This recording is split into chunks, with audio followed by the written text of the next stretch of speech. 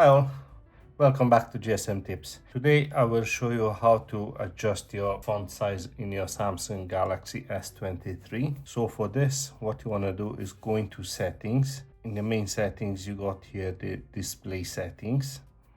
Scroll down and you have this font size and style. Now here you can drag it as much as you like to write to increase it. You can bold it if you wish to see better, and of course you have some available fonts for you, but also you can download some new fonts if you like. Also, there is another option. You have the screen zoom, which will increase everything for you, text messages and everything, so you see better.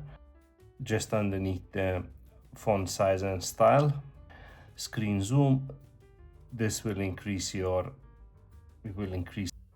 everything really. All the displaying messages and text messages, everything will be increased. So I find this helpful, especially if you have trouble with your eyesight, as I do.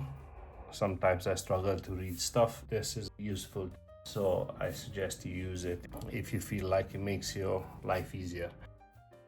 This is it for today. Thanks for watching. I'll see you in the next one.